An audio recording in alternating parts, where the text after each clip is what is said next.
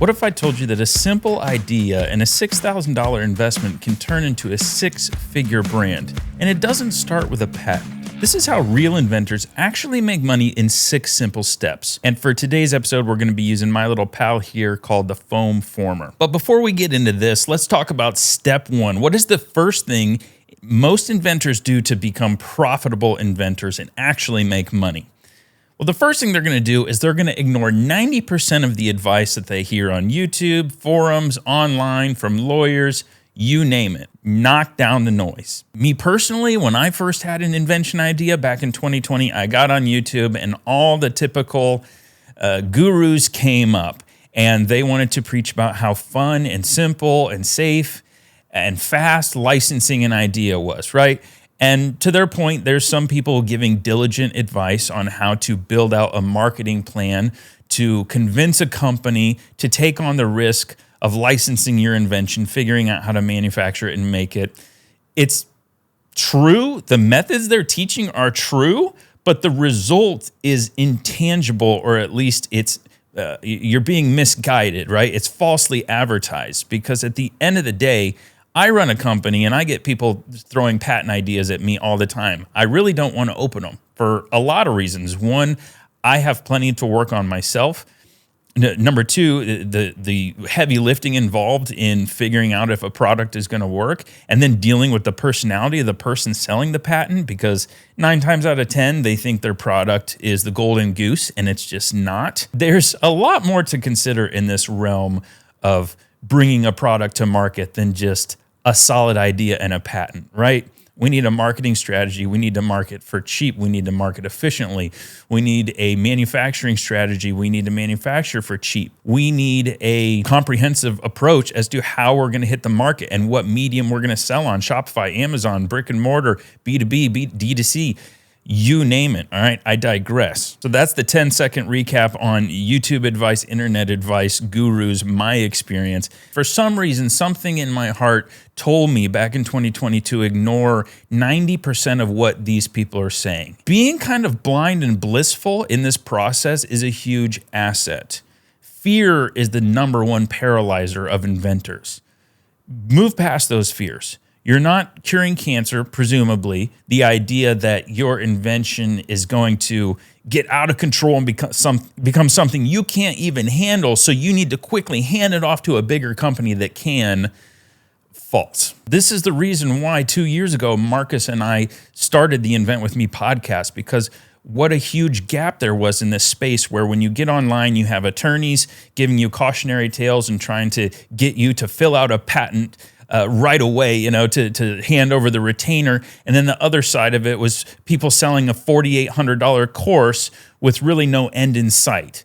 All right. And then the net that's catching the most flies, and the flies being us inventors, they advertise on TV. They'll have a little video of an old woman in the kitchen. She taps her head. She thinks of an idea, picks up the phone. Oh my God, don't do that. Oh my God, no, look. Their business model is the cult mentality, the rope them in and get another dollar and get another dollar and the next phase and the next phase. And eventually you're going to achieve success and enlightenment with our program. The day never comes, okay? I promise you that. Nobody cares more than you. So that was step 1. Inventors ignore 90% of the smoke and haze and advice out there, and they latch onto the 10%, because there is a good 10% if you can read between the lines, right? Read between the lines when you're taking advice, consuming videos, consuming podcasts, consuming any type of information, because that 10% is very true, very valuable, and you will grow from it. The second step inventors who actually make money take when they're on this journey is they research the market. Let's go back to when I thought of this invention idea right here. This is called the foam former nozzle. And for those of you listening, this is a nifty little plastic nozzle that attaches to the end of these expanding spray foam cans. And this gives you the ability to apply the foam in a really nice, smooth manner. Now, market research is tough and abstract. And certainly what I'm not proposing is that you hire some sort of consulting firm or data consolidator. What you really need to do is just hop on Amazon and Google and see if the product exists and is something like it selling well. So a great example is the other day I was coaching an inventor on the Discord. She had a really great idea for a certain type of wreath that goes on the door, right? A holiday seasonal decorative wreath. And her idea is to make it interchangeable. I won't get into the details, but cool idea. I said, all right, well, let's hop on Amazon. Let's just see what's going on. Let's see how many people are really into wreaths. So we get on Amazon, and I think we typed in wreath hanger, okay? And sure enough, 11, 12 products come up. You look for the indicators on these products as to whether or not they're moving a lot of volume. And the first thing I look for is there products in that niche with more than 1,000 reviews? And the answer here was yes. There was many door wreath hangers that go over the door to hold the wreath, in the realm of like 15,000 reviews. Okay, so then you look at the next indicator. What is Amazon saying about this product? Oftentimes you'll find a little bubble that says 100 plus sold in the last month, 300 plus, 1,000 plus sold in the last month, okay? From there, you can do some quick mental math on how much they're actually selling. If you really want to go pro mode, you can download Helium 10, which I'm not, they tried to give me an affiliate link. I don't know. For me, there wasn't a ton of value there.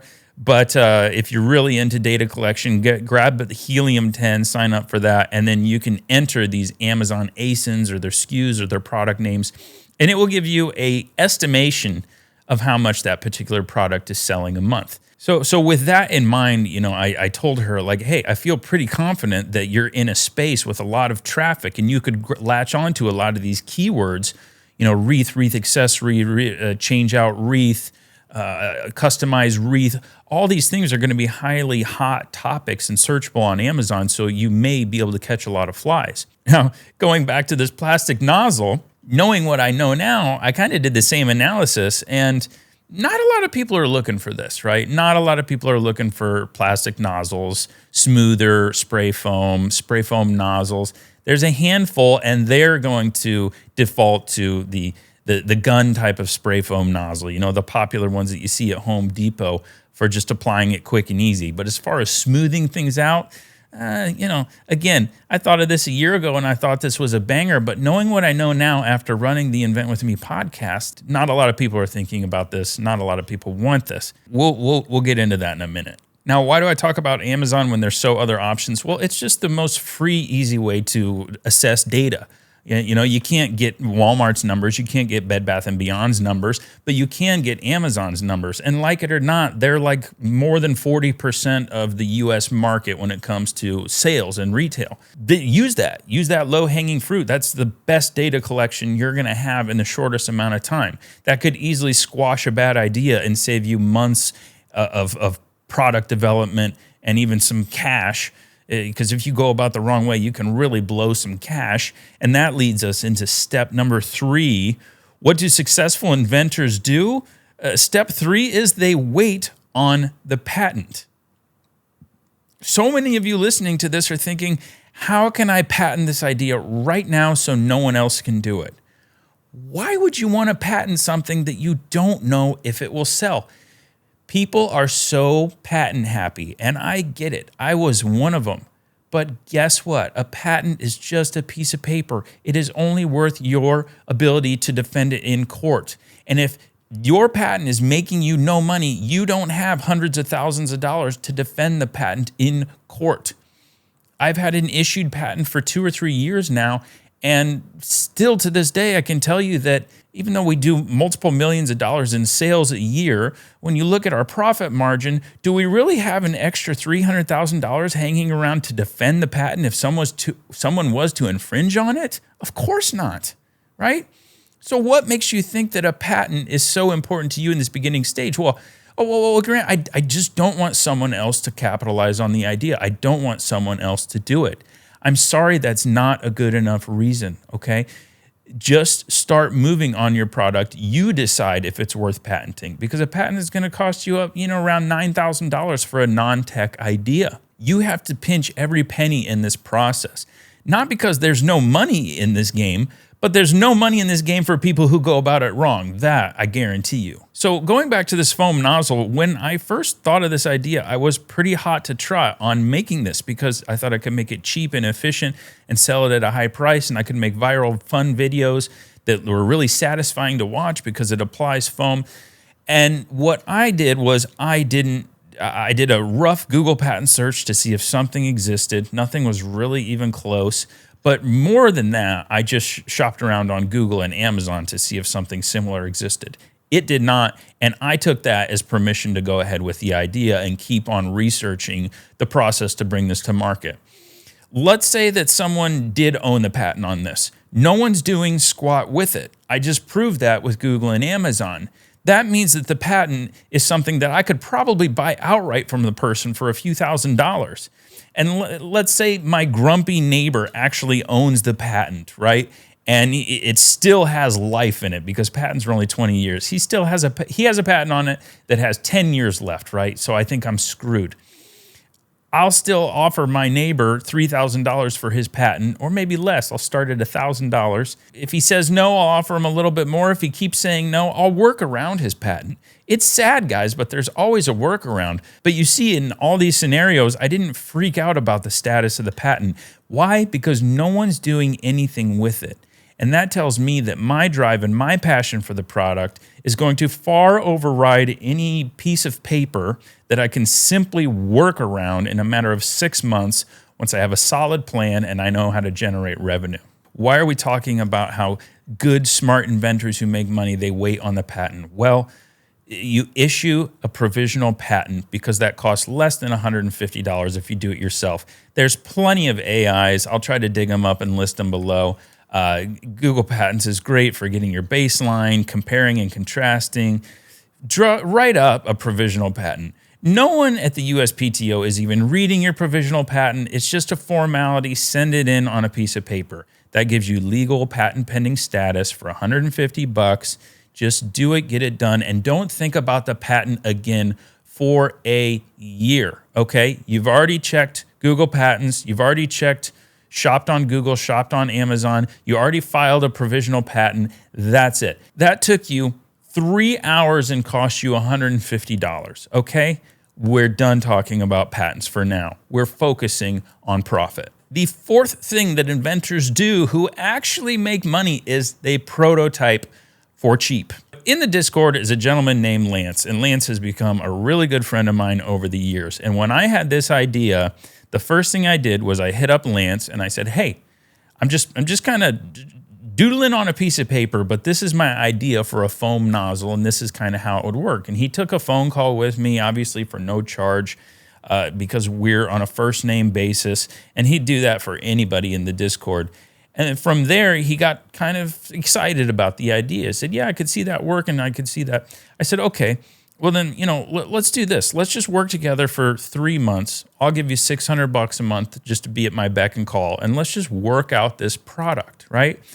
What I didn't do was go to a big firm, brag about how I have an idea that's going to change the world, let them stroke my ego and say, Grant, you're a genius. Oh my goodness, I can't believe no one's thought of this. Well, for $15,000, we'll take your product from A to Z. No, no, no, no, no. We're going back to the cult mentality, invention design firms. That is a no. Find yourself an independent engineer or product designer. Work out a fair way to work with them. You're finding a middle ground of price because you could easily go below 20 grand with an invention design firm.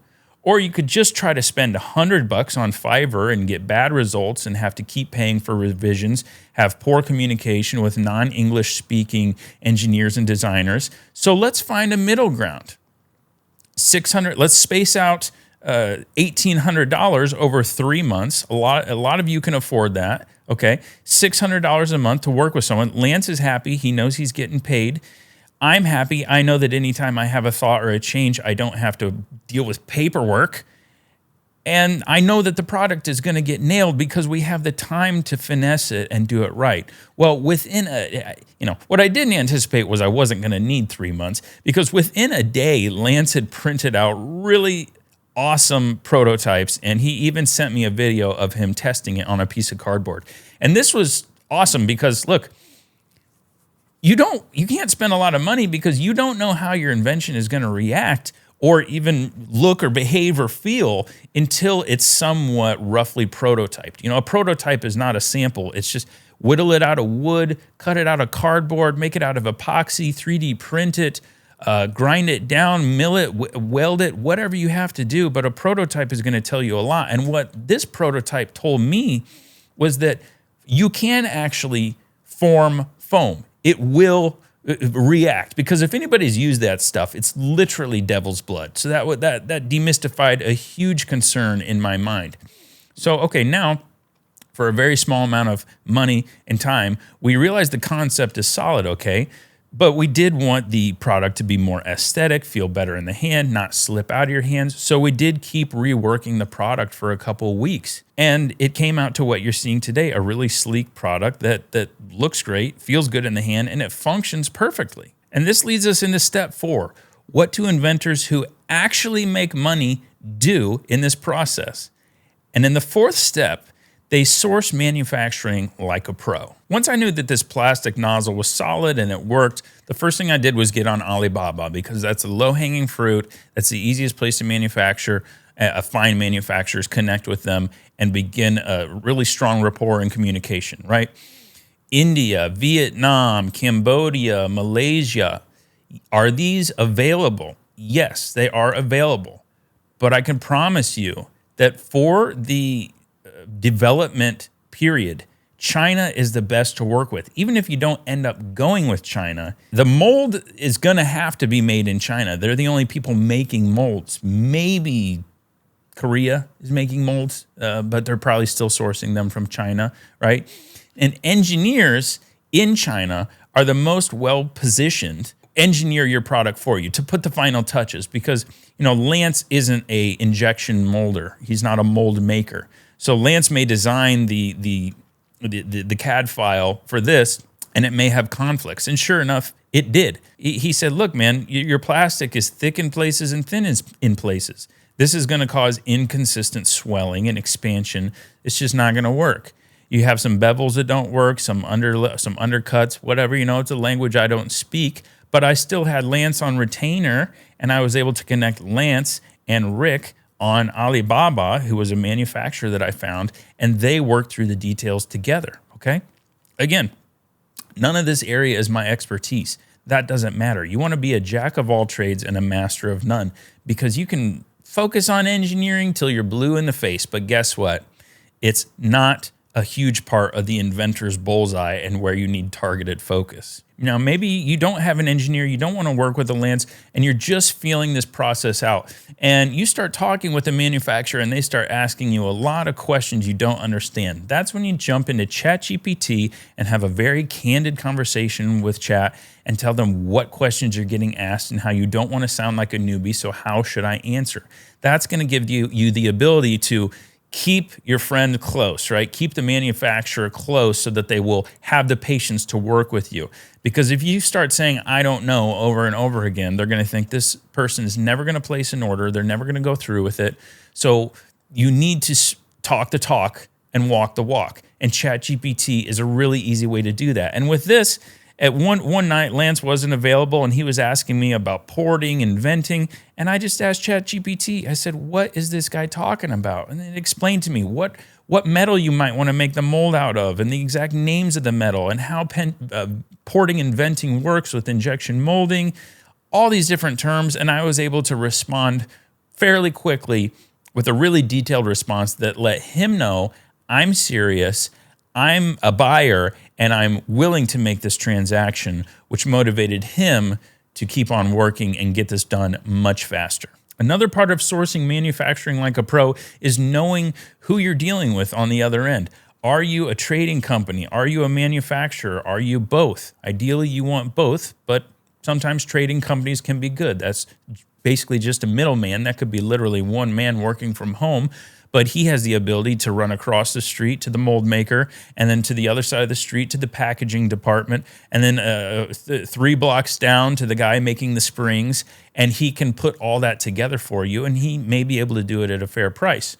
Some factories will do all that sourcing for you, which is how I usually go about it. Not every product is the same, so you have to kind of take what you can get and feel out the situation. But what I really liked about the factory was they were working with me as though they were a trading company, as though they were a manufacturer.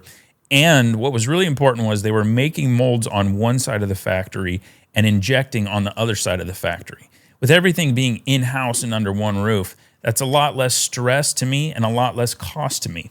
Always know where your molds come from. Don't ever let somebody play middleman on that. So many people want to manufacture plastics in the United States, and they come to find out that the mold's coming from China anyway.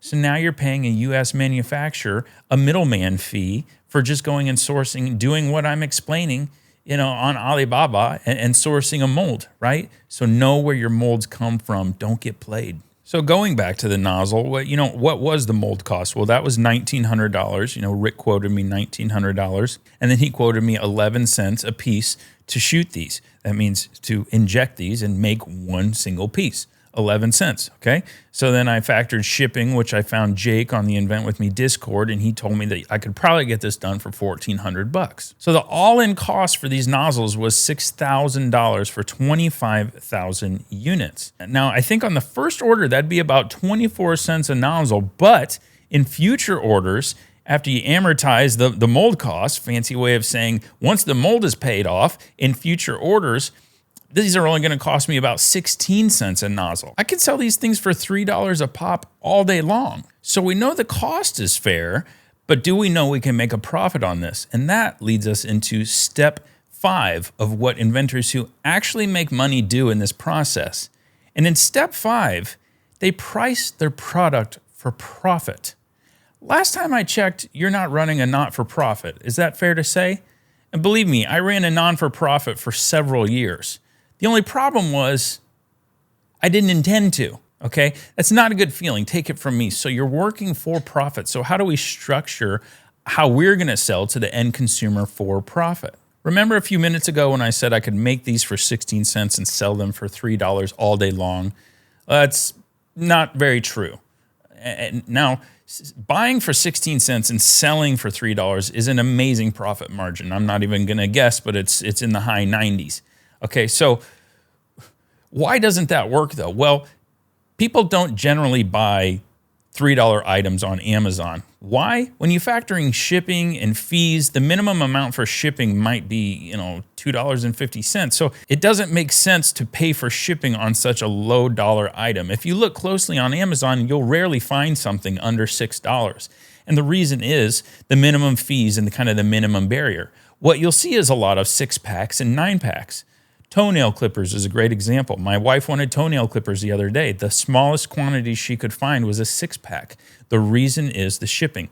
So what we do with a product like this is we structure the sales method in 3-packs, 6-packs, 9-packs, right? Simple stuff. So don't just sell one for $3. Sell 9 for $24.99 or a dozen for $24.99. So let's go with that. Let's say we're going to make a 12-pack and let's sell it for $29.95, right? Okay, so that with Amazon fees being 20% and your shipping being another 15%, factor in some other BS costs of a couple percentage points, that still leaves you with an 80% net profit margin on this product. Not gross, net. For reference, that's a really good profit margin. If I look at a net profit margin on my Amazon, I'm lucky to hit 40%. 80% is outstanding. But I think this is going to be a volume game, and we'll get into that in a little bit. But the next step, how do you move this product? They market with a $0 mentality. Now, 2 episodes ago, we did a whole show about marketing with a $0 mentality. You can find that in the description. When it came to the marketing plan for the foam nozzle, I personally wanted to shoot less videos than I do for my other company because I just didn't have time. Between TorqueStrap and the podcast, forget about it. And I wanted to consider the audience, which is you guys who maybe don't like to shoot videos. So you consider how easy it is to 3D print 50 or 60 of these and start sending them to influencers and asking them to make satisfying videos, okay? It's time consuming, but this is where the beauty of partnerships came in. Remember Lance from earlier who engineered the product? Well, he was actually so interested in this product that he wanted to avoid the $600 a month deal altogether, and he wanted to work for 15% of the company. And that did two things. That got me free engineering, and that got me someone with skin in the game who was willing to help with smaller tasks. Now, Lance knows that once engineering is done, that's about all he has to do. So what better task than to train up Lance on how to talk to influencers, how to send them pitches, and how to make proposals for videos.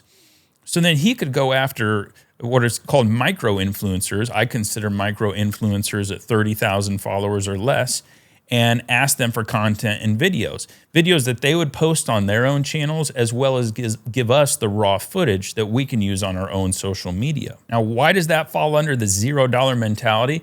Because you really don't want to work with somebody who's going to charge $1,000 for this footage. It's just not worth it. It's all a gamble. You don't know their audience. You don't know if their video is going to go viral. No. You have to work the friendship angle. You have to work the transparency angle and the honesty angle. Hey, we're doing something big here, but we don't know how your audience is going to react. So how's about you just try it? And if your video does well and we can make sales off of it, we'll definitely figure out a long-term contract to keep money in your pocket. That proposal is going to be music to the ears of about 35% of the influencers you talk to. The rest of them, maybe they don't care. You don't know why. They're all different. They all have different priorities and prerogatives. It's a numbers game, and there's plenty of influencers out there. Just start firing off the emails. Now, in the meantime, you can grab all the social handles on Facebook, Instagram, TikTok, YouTube.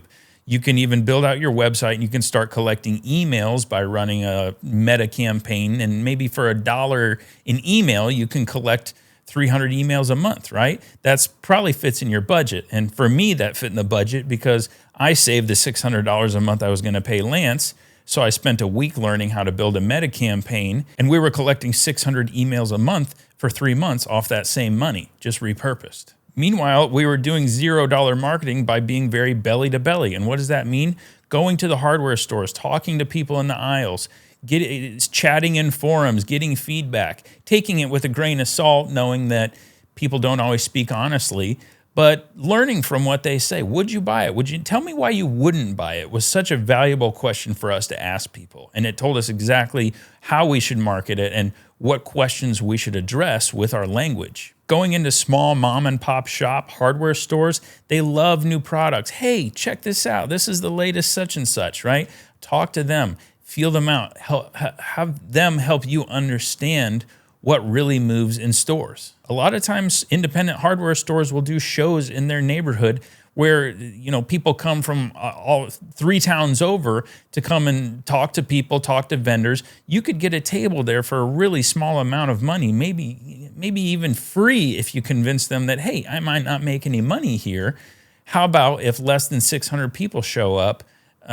Or if more than 600 people show up, I'll give you money for the table. But for now, it's all a gamble. This is the $0 mentality. And I don't want to get into it a lot now because we did such a good episode on it, like I said, a couple episodes ago. So please check that episode out. I believe it was episode 46. The $0 mentality is how inventors who actually make money keep making money. And the biggest takeaway from that episode that we talked about was when Mark Cuban bought the Mavericks. He was a billionaire. He had no business being in the office doing the grunt work. But when he bought the Mavericks, he personally got on the phone and stayed up late for an entire week. And he called season ticket holders, past season ticket holders, and he says, hey, you haven't bought a new season ticket. This is Mark Cuban. Can I ask you why not? That's the $0 work. Even at the $1 billion stage, he was still willing to do that. If he can do that, so can you. All right, so for most of this video, we've been using this little foam former as an example.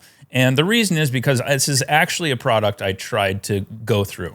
What I didn't mention to you guys in the beginning, and I kind of danced around it, was there was no market for this product whatsoever.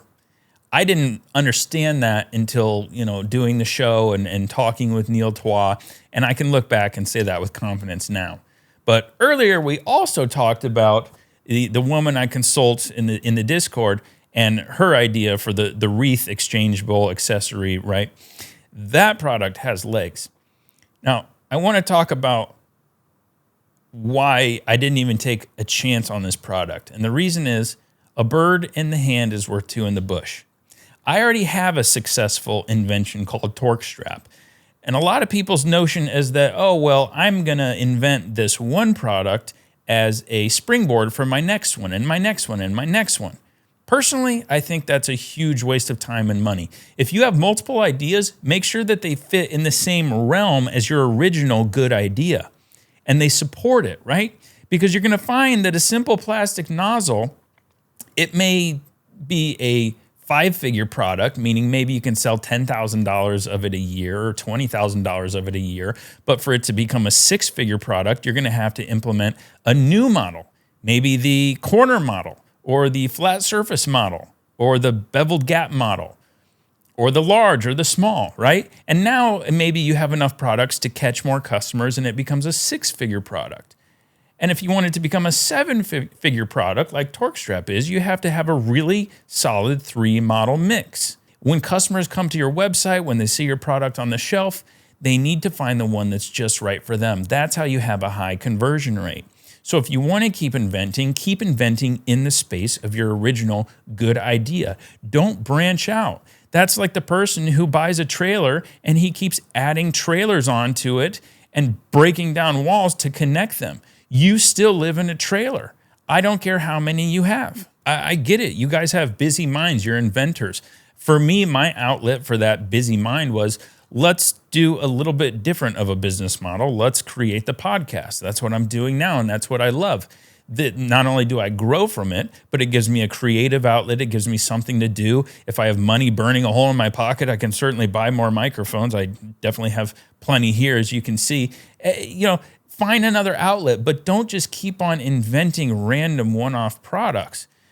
Now, all that to be said, it is possible to run multiple products on Amazon. That strategy is a very targeted event. The strategy of running multiple products in different families and different brands on Amazon, you have to be even more precise when you start that strategy because you're basically developing products that are going to sell themselves on Amazon, meaning you put them on Amazon, you give them a little bit of pay-per-click advertising spend, maybe $50 a day, whatever it is. And after a couple months of them generating sales, you can pull back ad spend and they just organically sell all day long, maybe $30,000 a month, $40,000 a month in revenue, and then you move on to the next product. That can happen, but that takes a lot of preparation. There's a lot of competition on Amazon, right? The other day I had an idea for a suction cup fan that could stick to my wife's mirror and cool her down so she would stop taking my sleeping fan in the morning when I'm trying to sleep in and taking it into her bathroom to cool down. That product does not exist on Amazon. There might be a really hot market for it. That's kind of a passive product idea. It'd take very little modification. It's almost a private label situation where you take an existing fan, you figure out how to rig it with a suction cup, and you give it a 120 volt cord instead of a battery pack, and you try your hand with that product. At the end of the day, I saw that as maybe a $20,000 product a month in gross sales. After fees and everything, maybe it could net somewhere around $6,000 a month. And then with fulfillment fees and taxes and all that, maybe it could put $3,000 a month in Grant's pocket. Cool. Am I passionate about it? No. Is the $3,000 going to change my life? No. I have a bird in the hand. Okay. I'll put my time towards that and make 10 times that. So that's it, folks. That's the 6 steps that inventors who actually make money take to bring a product to market. Now, listen, you can do this without big money or shady deals. If you guys aren't already subscribed to the Patreon, which connects you to the Discord, I want to personally invite you to do that right now. It's incredibly simple. It's incredibly low risk. And no matter what stage you're at in the inventing process, even if it's just a garage or a bedroom idea, that's fine. Come on in and run it by us. $6 a month and you can cancel anytime, but I promise you, within your first post on the Discord, you're going to be welcomed with open arms with people like Eddie, who invented the Rap Rabbit, this awesome little device in front of me, which I use every day now. He's one of our inventors, and I like to think that we had a really heavy hand in getting him prepared for this product, and that's a reason it's sitting on my desk today. Elena of the Cozy Clip, she invented a Cozy Clip that's going to save injuries, and it doesn't hurt women's heads when they lean back on the pillow.